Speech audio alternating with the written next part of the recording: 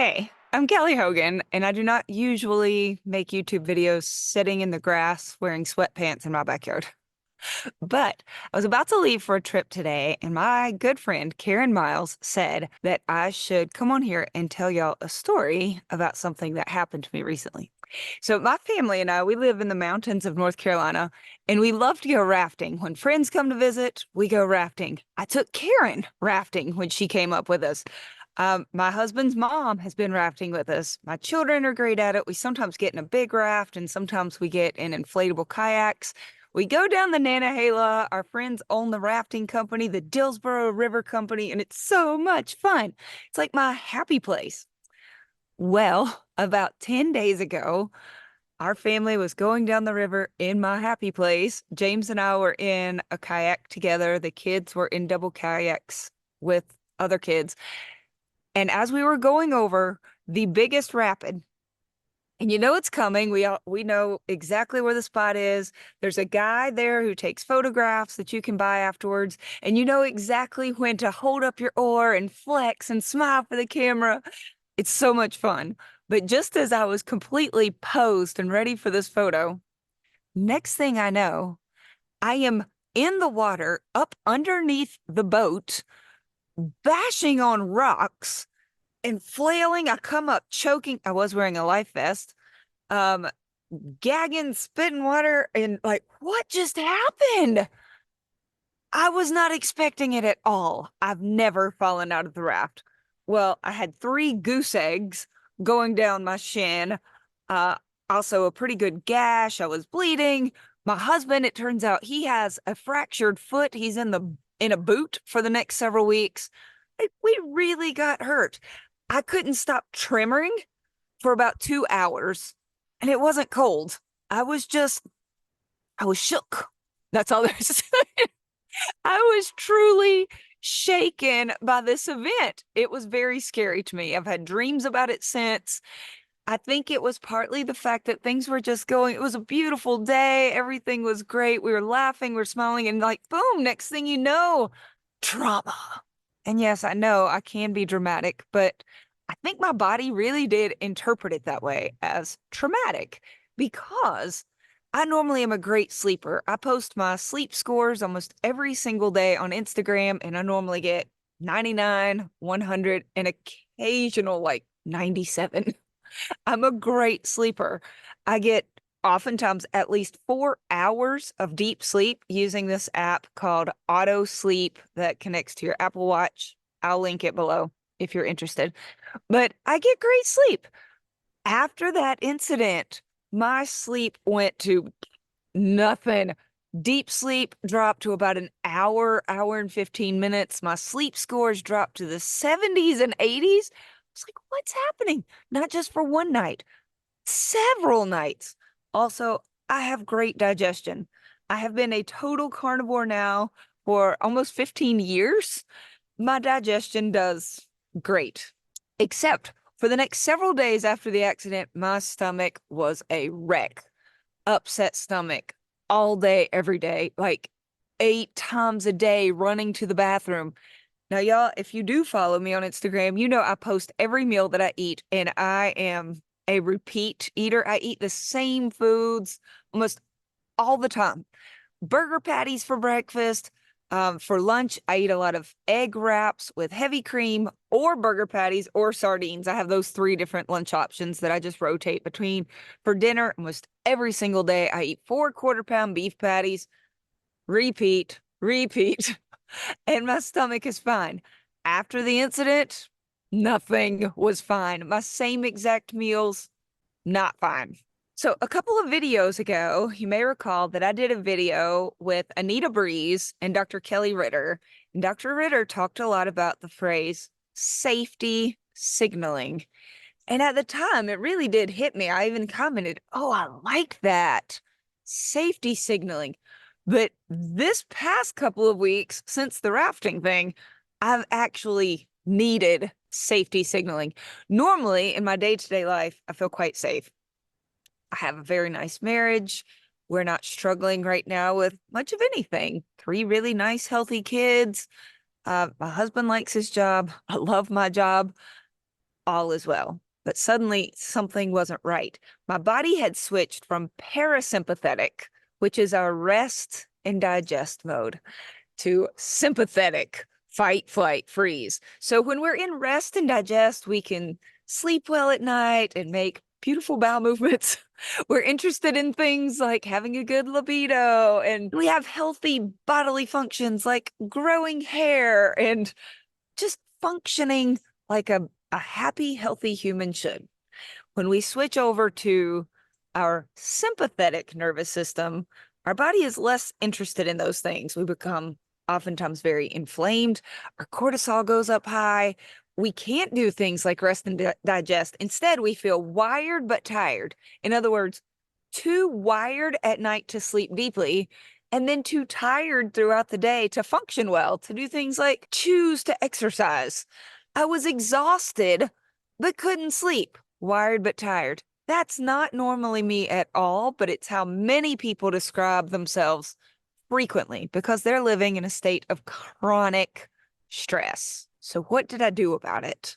Well, I did a little bit more of this. Sit outside. Right now, I have my laptop outside. I did not bring this microphone outside until today, just to try to block out some of the lawnmowers and weed eaters around here. But I sat outside on the ground, grounding. My feet are bare, just touching the earth. I sat in the sunshine, which right now I'm in the shade, fine. But in the sun, I did a lot of just sitting, mouth closed. Hard to do when you're recording a YouTube video, but mouth closed, nasal breathing, let the sun just hit my face. Some of the time, eyes shut, just doing some deep breathing, some prayer time, some just counting breath, in for 4 breaths, hold, breathe out for 4 breaths, hold. I actually prefer the word pause because hold to me feels like clench. No clenching, just pause, breathe in, pause, breathe out, pause. This is boxed breathing. I've done some alternate nostril breathing, which sounds really weird. Frankly, it is. But research backs it up as a way to send safety signals to get our cortisol levels to normalize when we're in a state of stress. I did quite a bit of that this past week with my group members. I also did some lymphatic massage, self-lymphatic massage, which I do most every month with all of my groups. But I made sure to do it this week. I said, look, this is for you, but this is for me. My body needs it. When I slept at night, I put castor oil on my belly. I will link to some articles below, but it has some great benefits when it comes to getting good sleep and also helping with digestion. Dr. Ritter talked about that. My good friend Danny Conway has been using it for years. I have been using it off and on for, I don't know, maybe 18 months or so myself. I only use it now as needed. And this past week, it was needed. And I really do feel like it helped. So at this point, my digestion is back to good. My sleep scores the past 2 nights. Last night was 99. The night before was 100. I'm back to getting over 5 hours of deep sleep per night on my auto sleep app. Here's something else that I found interesting. The morning after the accident happened, and the day of the accident, I ate everything just the same. I track and I share every bite. Nothing had changed, but the scale went up the next morning, 2 pounds. I looked so bloated. I thought, it's not what I ate. It's not, there was not a bite different than usual. It was the stress. So I'm also going to link to a Jason Fung video. He's done many videos about, look, you know, he's the fasting guy, right? Fasting, what you eat matters. And I agree completely. What we eat matters. The timing can sometimes matter. He would say definitely the timing of the fasting matters. He's way more into fasting than I am.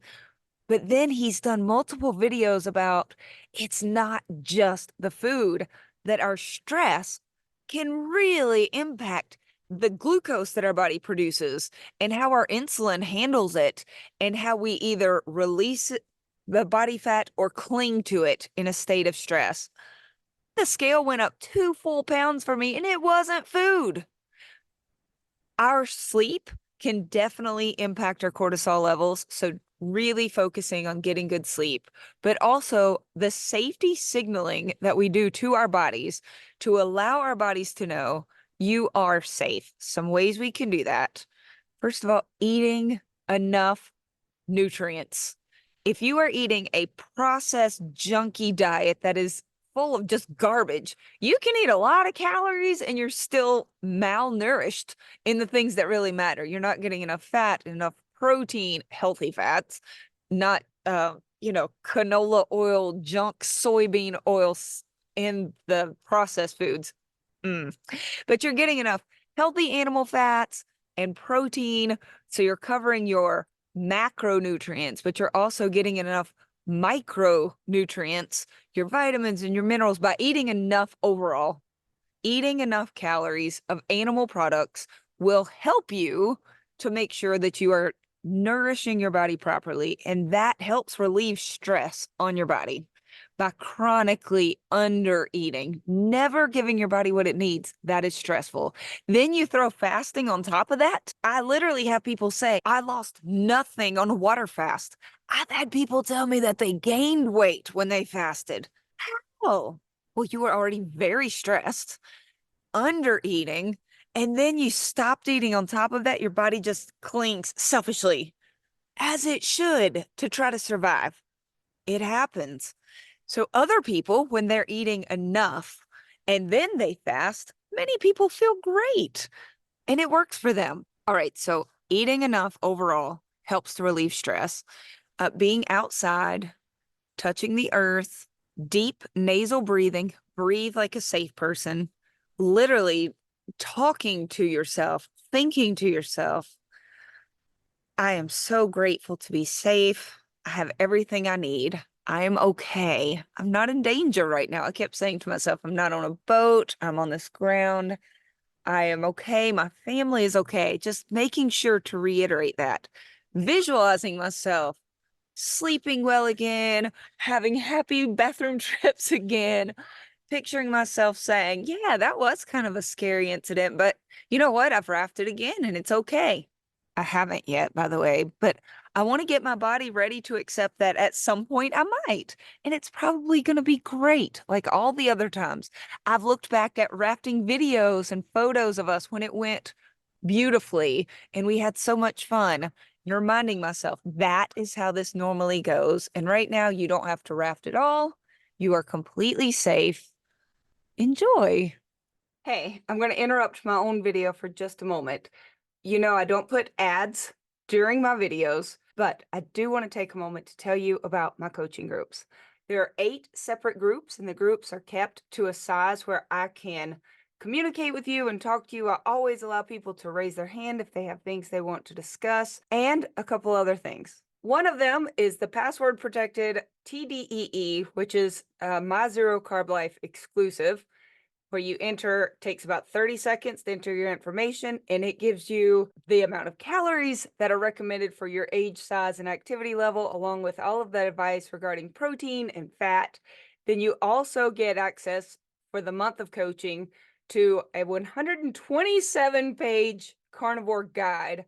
Chapter 1 on getting started. There's an ordering guide for going out, lab work guides, recipes, how to do lymphatic massage, muscle testing, castor oil. Chapter 2 is all about addiction and struggles, which we talk about all of this in class as well. Chapter 3, the details on how to reduce body fat. There are tools in here like the burger patty math and how to set up Carb Manager, how to get your 30 grams of protein per meal minimum.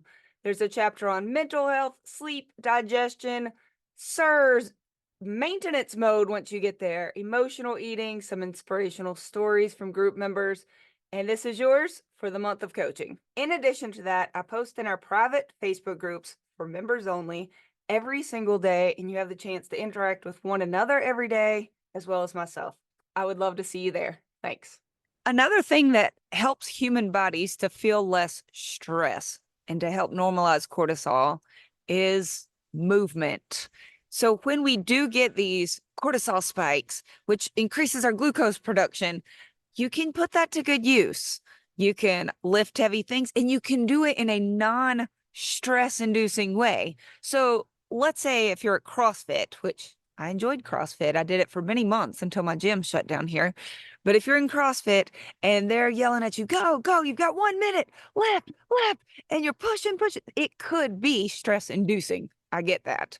Running can elevate cortisol and be very stress inducing, but movement in general, lifting very heavy but slow, can actually put that extra glucose and cortisol to good use and give benefits. In the video I'll post from Jason Fong, he talks about the benefit of exercising when we are stressed and how certain types of exercise are very helpful for safety signaling and putting it, like for me, walking. You knew I was going to say it. Walking outdoors in nature, sunshine, fresh air, talking to a friend.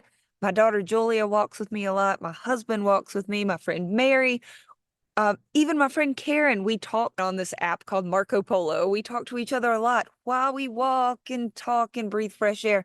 It is safety signaling. Physical touch with other humans sends signals to our body that we are safe. We're talking happy touch here, somebody that you actually like, not just, random strangers poking you. But if you have someone in your house, a child, a dog, your husband, your spouse, a loved one, a massage therapist where you feel really comfortable and you get physical touch, even hugging your own self. I've been told that squeezing your own body, hugging yourself, rocking while you deep breathe and you're in the sun, you're having thoughts of gratitude. This is like stacking beautiful thing on beautiful thing to try to signal to your body that we are okay. We are safe now to heal, to grow hair, to sleep well, to make nice bowel movements, to be interested in our partners again, to do things other than just survive. And part of that is allowing our body to say, you know what, we can release some of this extra body fat. We can release this inflammation. We can be safe and function as we should. My friend Sarah Kleiner talks a lot about the benefits of circadian work when it comes to this, waking up and getting morning light and blocking out the blue light helps signal our melatonin production in the evenings to give us better sleep. That's all great. She is also a fan of touching the earth, staying hydrated. When we're dehydrated, our body doesn't know that we were just busy, or if we're in a desert and we don't have access to water. That's stressful. Hydrate. Not to the point where you're chugging, in my opinion, gallons of water all day and your urine is completely clear. Like you can go too far. But sipping water all day, safety signals to let your body know we've got water, we have food, we have shelter here, we have a bed, we have human touch, we are loved, we're connected to our creator, my heavenly father. I can speak to him and ask him to help calm down my nervous system. I eat appropriate nutrients. And then there are bonus things like the lymphatic massage, castor oil, breath work, whether it's the alternate nostril breathing or just some box breathing, slow, deep breaths, some good self-talk and visualization. And through all of that, I have gotten rid of the inflammation now. The bloating is mostly gone. A couple of pounds is back to where I was before, which I know is no big deal, but we're talking for me a one-time incident. And if you realize, my gosh, that's where I'm living every day of my life. It's no wonder I'm in a calorie deficit and still can't lose weight. It's no wonder I'm exercising but still can't lose weight. If you are in a very stressful situation and you're not giving your body any of these safety signals, I have known very strict, even carnivores, who felt like they were doing all the right things, who suddenly started putting on weight or who suddenly couldn't lose a pound. And then what do they tend to do is freak out about it. And even though I am a big believer in tracking your results and tracking calories, and I do see that that helps. When stress is the problem, it can be very stressful for people to go, oh my gosh, Well, yesterday I walked 12,000 steps and I ate 1,600 calories and the scale went up 0.2. What am I doing wrong? And that's even more of a stressor. So they're micromanaging every detail. If stress is the problem, it could actually just be very helpful to say, I will continue to monitor results, but I'm going to do it from the place of a happy little scientist, just seeing what happens. And I'm going to take the walk, but not trying to hit a certain number, but to relax. And I'm going to go and give myself time outside and plenty of sleep. And you might even need to take a break from all of the tracking sheets and the weighing and the data and just nourish yourself for a little bit. Then you can get yourself back to this happy parasympathetic side of your nervous system where you feel safe to heal, to rest, to digest, to just be okay. And then you may find that you start getting positive results and that you aren't even having to micromanage as much. Just some thoughts today before I hit the road. I'm going to go visit my hometown, my parents. We're going to stay at their house for a few days. I'm going to take the kids to an amusement park, and I'm going to do so on the road today for a few hours, hopefully without having to worry about upset stomach, and I will hopefully get some more good sleep again tonight. But sometimes it takes a little effort to get us back to that happy place. I hope some of that helps. It certainly helped me this past several days. Okay, talk to y'all soon. Bye.